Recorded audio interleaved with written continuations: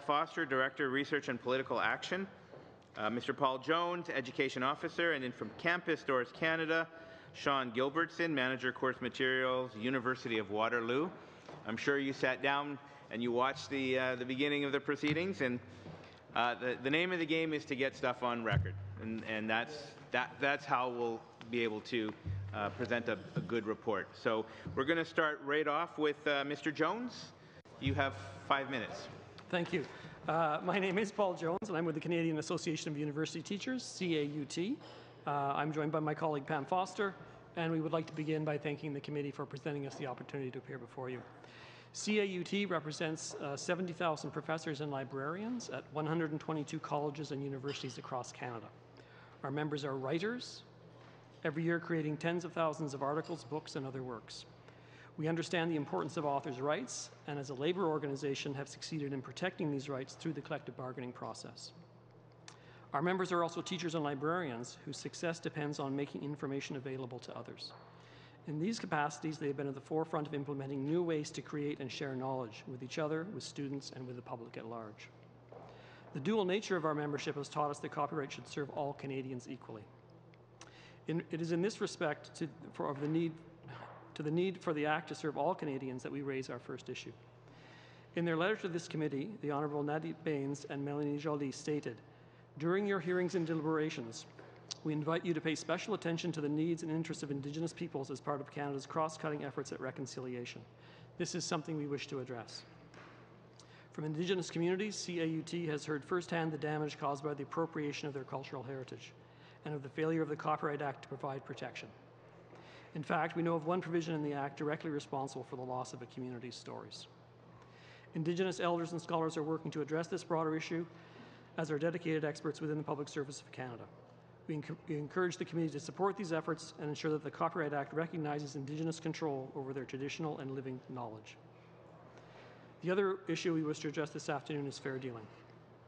Not that long ago, the Copyright Act's purpose was seen as primarily benefiting the owners of literary and artistic works. This has changed with the Supreme Court's 2002 decision in Téberge, an important turning point. In that decision, the Court said, "The proper balance among these and other public policy objectives lies not only in recognizing the creator's rights, but in giving due weight to their limited nature. In crassly economic terms, it would be as inefficient to overcompensate artists and authors for the right of reproduction as it would be self-defeating to undercompensate them." This idea of balance was expanded in a series of more recent Supreme Court decisions, and it was affirmed by Parliament in the 2012 Copyright Modernization Act. This approach, in which user and owner rights are given equal weight, has accompanied enormous innovation in the way knowledge is created and shared. Librarians and professors have been at the forefront of the open access movement and the open education resource movement, in which the journal articles and textbooks that they write are made freely available to the online world. Fair dealing has been a small but important part of this innovation, allowing students, teachers, and researchers to easily exchange material in a timely fashion. For example, it would allow a class to quickly share a controversial newspaper editorial, an excerpt from a movie, or a chapter from a rare out-of-print book. The recognition of fair dealing for educational purposes by the Supreme Court and by Parliament has been a benefit to Canada.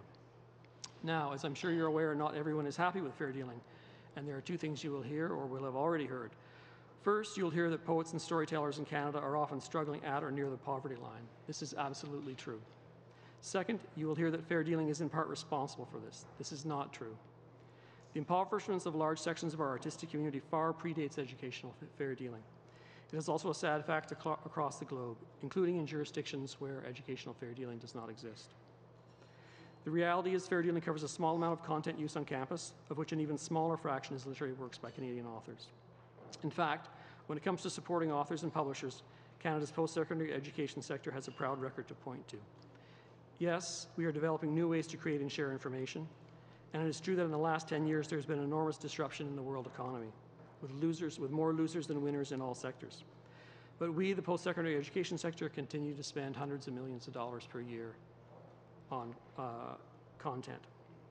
So to conclude, we urge the committee to affirm the Copyright Act as legislation for all Canadians by addressing the concerns of Indigenous communities and by supporting a public post-secondary education sector where a combination of open access journals, open education resources, fair dealing, and hundreds of millions of dollars spent annually on content provides the best possible learning and research environment. Thank you again for inviting us, and thank you for the important work that you're doing.